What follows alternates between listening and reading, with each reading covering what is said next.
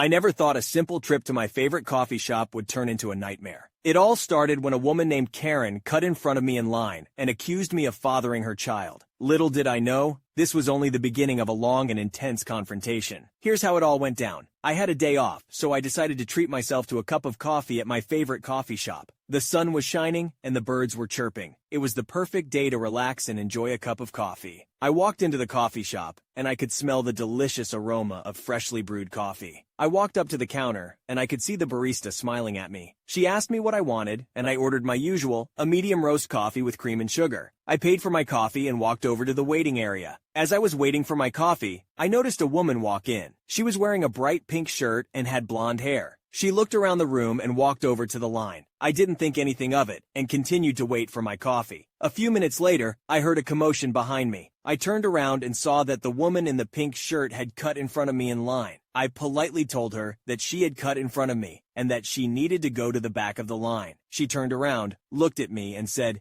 "Do you know who I am?" I was taken aback by her response and didn't know what to say. "I'm Karen," she said, "and I'm pregnant with your child." I was shocked by what she had just said. I had never met this woman before, and I was certain that I had not fathered her child. "I'm sorry," I said, "but I think you have the wrong person." Karen was not convinced and demanded that I take responsibility for the baby. She was becoming increasingly agitated, and I didn't want to cause a scene. I asked her for proof, but she couldn't provide any. I was relieved when the barista called my name, and I could finally get away from Karen. I picked up my coffee, and as I walked away, Karen followed me. She was still insisting that I take responsibility for the baby. I tried to explain to her that she was mistaken, but she wouldn't listen. I didn't know what to do. I'd never been in a situation like this before. I was just trying to enjoy my day off, and now I was dealing with this. I realized that I needed to remain calm and collected. I didn't want to escalate the situation any further. I told Karen that she was mistaken and that I had never met her before. She was not convinced and insisted that I was the father of her child. "I know it's your baby," she said. "I haven't been with anyone else." I tried to reason with her, but she wouldn't listen. Karen continued to cause a scene, and other people in the coffee shop were starting to stare. I felt embarrassed and frustrated. "Look," I said, "I don't know what to tell you. I'm not the father of your child." Karen was not happy with my response and started to yell at me. "You're a deadbeat dad," she said. "You need to take responsibility for your actions." I didn't know what to do. I felt trapped and helpless. Karen was becoming more and more agitated, and I didn't want to provoke her any further. I tried to stay calm and collected, but it was becoming increasingly difficult. Karen then demanded that I pay for her coffee and food since she was eating for two. I couldn't believe what I was hearing. I was being accused of fathering her child, and now she wanted me to pay for her coffee and food. "I'm not paying for your stuff," I said. "You're not entitled to anything." Karen was not happy with my response and started to scream at me. I tried to ignore her and sat down at a table. Karen followed me and continued to yell at me. She was making a scene, and I didn't know what to do. I felt like I was being attacked, and I didn't know how to defend myself. "Look," I said, "I don't know what you want from me. I'm not the father of your child, and I'm not going to pay for your stuff." Karen was not satisfied with my response and continued to yell at me. "I've had enough," I said, standing up from my chair. "I don't have to put up with this anymore." Karen had been following me around the coffee shop for what felt like hours, screaming at me and accusing me of fathering her child. I was tired, frustrated, and embarrassed. "You can't just walk away from this," Karen said, grabbing my arm. "You need to take responsibility for your actions." "I don't have any actions to take responsibility for," I said, shaking her off. "I've never met you before, and I'm not the father of your child." Karen was not happy with my response and started to yell at me again. She was making a scene, and I didn't know what to do. I felt like I was being attacked, and I didn't know how to defend myself. "I'm not going to listen to this anymore," I said, grabbing my coffee and heading towards the door. "I'm leaving, and I don't want you to follow me." Karen didn't listen and continued to yell at me as I walked out of the coffee shop. I could hear her voice getting louder and more agitated as I walked away. I felt like I was being chased, and I didn't know how to escape. Finally, I turned around and faced Karen. "Enough!" I yelled. "I'm not the father of your child, and I'm not going to pay for your stuff. Leave me alone." Karen was taken aback by my outburst and stopped yelling. "Fine," she said. "I'll leave you alone, but you'll regret this. You'll regret walking away from your responsibilities." I didn't care what she said. I was done with this situation. I walked away from Karen and never looked back. Minutes passed by, and I went back in the coffee shop. Karen was nowhere to be seen. The barista was wiping down the counter, and a few people were sitting at tables, quietly sipping their coffee. It was as if nothing had ever happened. I sat down at a table and took a sip of my coffee. It was still hot, and it tasted delicious. I closed my eyes and took a deep breath. I was relieved that the situation with Karen was over. As I sat there, I realized that I had learned something from the experience. I had learned that it was important to stay calm and collected in stressful situations. I had also learned that it was important to stand up for myself and not let others bully me. I soon got up and left the coffee shop. The sun was still shining and the birds were still chirping. It was a beautiful day, and I was glad that I could enjoy it without any more drama.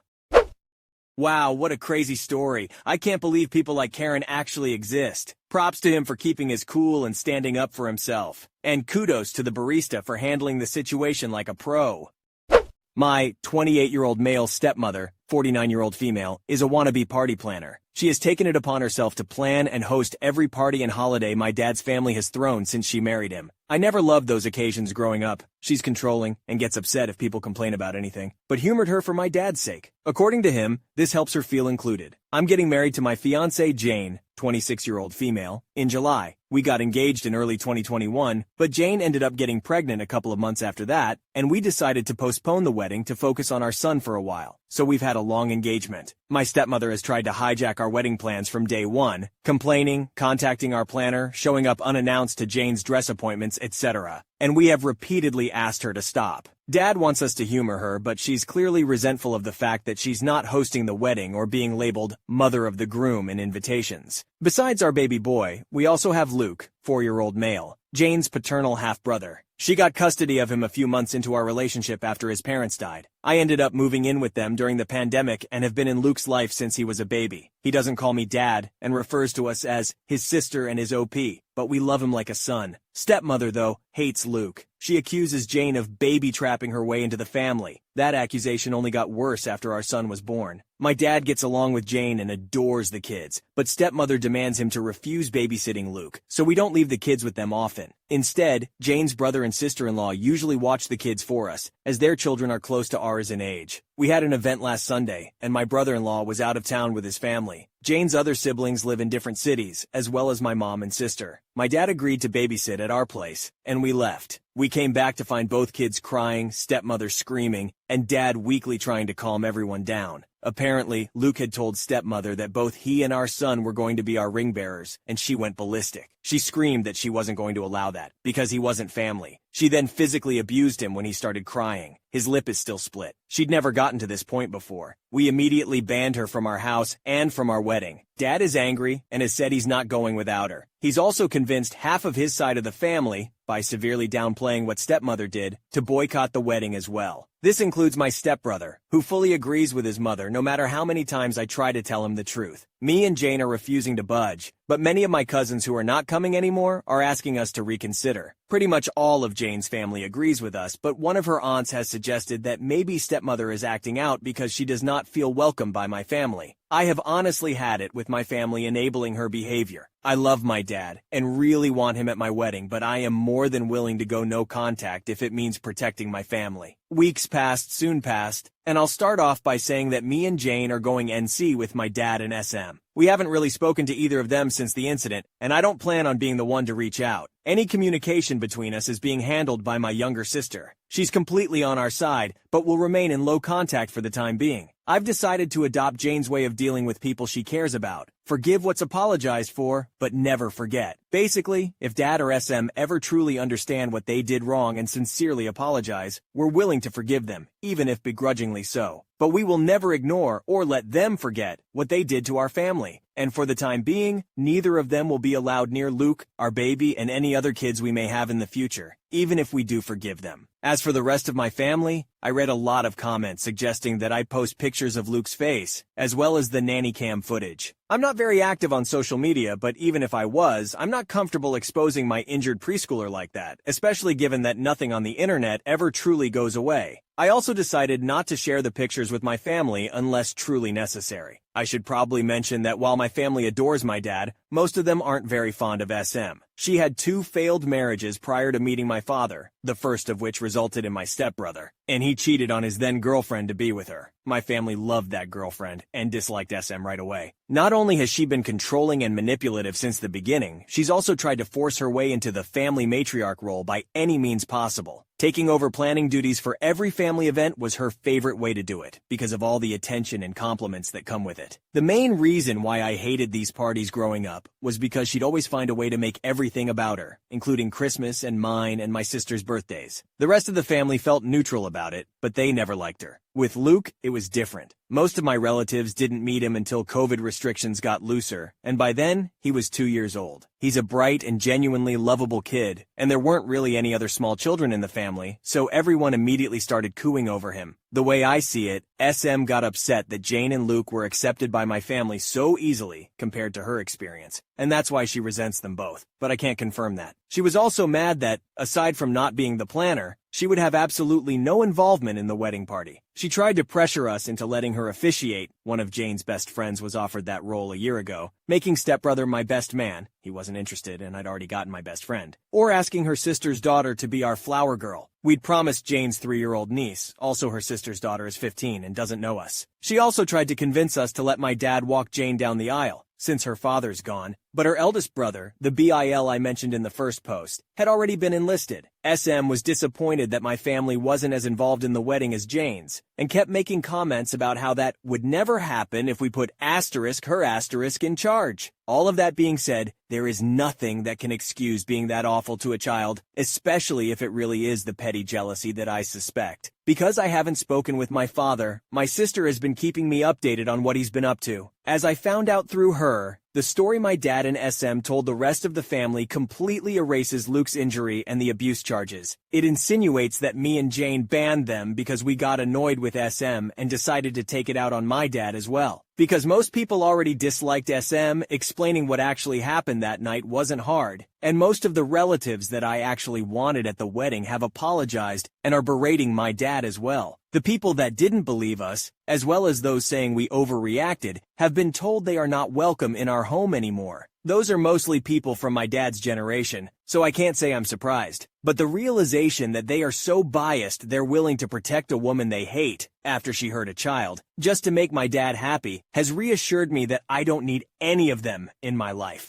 Stepbrother is still in denial. He refuses to believe his mother could hurt a child, even with all the evidence we have. I have to admit I understand. I love my mom too, but that doesn't mean I'd excuse his obliviousness. So he's banned too. It sucks, because we were close growing up, but I don't regret it. Besides, Jane has 3 other siblings besides Luke, the older BIL, a twin brother, and a younger sister, and I'm closer to them than I ever was to him. Speaking of Jane's family, they're all furious over what happened, and have been extremely supportive of us. Jane's maternal family basically adopted Luke after she got custody of him, and have called frequently to make sure he's okay. We did manage to save some money with everybody we uninvited, and have decided to use it to help Jane's cousin. She lives in a different country, and was previously unable to come to the wedding, so we're paying for her plane ticket. Luke has gotten much better, and is almost completely back to being the sunny child he's always been. The split lip was shallow. It's healing slowly, but didn't require any stitches. We sat him down a few days ago and explained that my dad and stepmonster wouldn't be around anymore. He really liked my dad, but understands that he and SM are attached at the hip. He's clearly scared of her, but we're doing our best to make him feel safe. Me and Jane have reassured him that he is family. We love him, and no one will ever change that. I'm not too worried about Dad or SM trying to show up at the wedding, but we've alerted the venue and given them pictures just in case they try anything. Better safe than sorry. Some people brought attention to the fact that SM is a hypocrite for saying Luke isn't family. I agree, for obvious reasons. Her main excuse for pretty much everything she does is that she doesn't feel like my family welcomes her. Dad has been guilting me to take part in everything she plans by reminding us of that for as long as I can remember. The way he continues to make excuses for her without realizing this is basically a case of the pot calling the kettle black. Except Luke actually is family, is what has made me accept that, while I will always love my dad, it's not healthy or safe for me and my family to be around him anymore. It hurts to know my son won't have his only remaining bio-grandfather in his life, but he has 2 amazing step-grandpas to make up for it. For now, I'm sad, but satisfied with how things have turned out. I don't like to complain about my life. It's a mess, but a beautiful one. I love my fiancé, I love my kids, and I'm lucky enough to love my job. We're happy. I'm not letting anyone ruin that. but honestly, we're coming to terms with the fact that it's unlikely SM will get anything more than a slap on the wrist. Me and Jane are discussing our next move with our lawyer, but we're still not sure how we're going to move forward. It's too early to tell anyway, so we're trying not to get ahead of ourselves any more than we already have. However, I'm relieved to announce that we're getting started on the process for a restraining order against SM. We're using the same evidence we gathered the week following the incident, including the nanny cam footage and pictures of Luke, and we'll focus on that for the time being. I still haven't spoken to my father. My sister is still in LC but is seriously considering cutting ties with him. Because my sister is the only one on my side that still talks to him, my father keeps trying to ask her about me and whether I've calmed down yet. According to her, he's annoyed that half of his family refuses to talk to him, but still doesn't seem to accept why. I told my sister that she doesn't need to keep playing messenger pigeon between me and our father. I never asked her to do it, and it's clearly taking a toll on her. But she insists she'll stop when it feels right. By the way, there is absolutely no doubt whether SM attacked Luke. Not only did Luke say it the moment we got home, but that was also confirmed by my father in a failed attempt to defend her behavior. He never tried to hide it from us. That, and the fact that he gave Luke an ice bag, is literally the only positive thing I can say about his actions. And SM was too busy screaming about how much of a whining brat Luke was being to deny it. To those who guessed SM is younger than my dad, you get an invisible cookie. She's also 5 years younger than his previous girlfriend. They got together when I was around 15. Also, stepbrother is only a month older than me. She turns 50 later this year. Had him at 21, married his father a year later. Both our kids are doing mostly okay. Luke's back to running around the house in his Superman costume whenever he doesn't have anything better to do. He did have few nightmares this past week and has asked to sleep on our bed twice. We don't mention my father around him, and he's still seeing his counselor. Our 14-month-old son has learned 2 new words, hi and bye, and Luke is trying to teach him to say his name. Jane's sister, who moved away for college, is coming over for a couple days to celebrate her 21st birthday later this month. Luke's excited to see her, and Jane's excited to get drunk with her. Can't say I blame her. We're hoping her presence will cheer us all up. I'm not doing so good, and neither is Jane. She's usually the kind of person who tries to keep her negative emotions to herself, but she cried herself to sleep almost every night the week it happened. It breaks my heart to see her like that, and I can't help but feel like this is my fault. There's a part of me trying to tell me I had no way of knowing SM would do anything like that, but that doesn't really change anything. I allowed my father near my kids unsupervised, even though I knew she'd probably tag along. This is the guiltiest I've ever felt, and I don't think I'll ever forgive myself. Jane has been improving lately, and is trying to convince me to see a therapist. I've never really done that before, apart from a psychiatrist when I was younger, but now feels like a good time to give it a try. I was surprised by a few messages this week from people telling me to forgive my father and SM, as well as re-invite them to the wedding. That's not happening. In fact, I'm not willing to ever forgive SM. My dad has now degraded to a asterisk, huge asterisk maybe, but I will never understand or forget what she did. Also, though the wedding is the last thing on our minds right now, we're not postponing it. We considered rescheduling, but the date we'd settled on is pretty much the only one that works for our guests. We have passwords with all our vendors, and gave them all clear instructions not to talk to anyone but us. Jane's family is bigger and closer to each other, which is why they're more involved in the wedding than mine. But I do have family participating. My sister is one of the bridesmaids, 2 of my cousins are groomsmen, and my mom is walking down the aisle with the wedding party. Going through all of this with Jane has made me understand even more just how much I love this woman. I couldn't ask for a better partner to start a family with, and I have no idea what I'd do without her. This didn't tear us apart, and I couldn't be more thankful. After being engaged for over 2 years, me and Jane finally got married last Saturday. We're still getting used to calling each other husband and wife, but we'll get there, hopefully. The wedding was awesome. The kids had fun, our extended families finally met, and we danced so much I could barely stand the next day. Luke took his ring bearer duties seriously and held my son's hand as they walked down the aisle. Besides my aunt getting crap-faced and being let out on a wheelchair, which I already thought would happen anyway, everything went according to plan. It's been 4 months since we got the RO against SM.